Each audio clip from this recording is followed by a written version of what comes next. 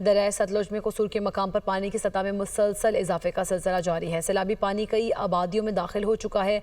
हज़ारों एकड़ पर खड़ी फसलें भी ज़ेर आब आ गई हैं। मजीद बता रहे हैं दुनिया न्यूज़ के नुमाइंदे मुर्तज़ा बेग।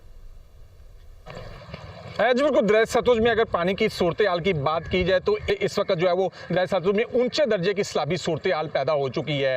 यहाँ हर जगह पानी ही पानी नज़र आ रहा है, घरों में, देहातों में, खेतों में, यहाँ तक कि सड़कों के अंदर जो है वो मतअद्दद जो है वो देहातों का ज़मीनी रास्ता भी जो है वो मुनक़ता हो गया है। मतअद्दद जो है वो देहात जो है वो ज़ेर आब आ गए हैं। यहाँ खड़ी हुई कई एकड़ तक जो वो फसलें जो है वो ज़ेर आब आ गई हैं। यहाँ पर मकई, ज्वार और इसके अलावा जो है वो जानवरों का चारा जो है वो भी जो है वो यहाँ ज़ेर आब आ चुके हैं। यहाँ पर जो देहातियों की परेशानियां जो है वो कई गुना बढ़ चुकी है। या मैं आपको ये भी बताता चलूं कि ज़िली इंतजामिया की जानिब से जो वो मसाजिद में ऐलानात भी कराई जा रही हैं और देहातियों को और उनके माल मवेशियों को महफूज मुकामात पर मुंतकिल करने का कहा जा रहा है। यहाँ ज़िली इंतजामिया की जानिब से जो है वो डिप्टी कमिश्नर कसूर ने जो है वो यहाँ दरिया पार जाने वाले लोगों का दाखिला जो है वो बंद कर दिया है। ज़िली इंतजामिया का ये कहना है कि अब सिर्फ जो है वो इनहला का अमल किया जाएगा लोगों की जानो माल के तहफ़्फ़ुज़ के लिए। जी।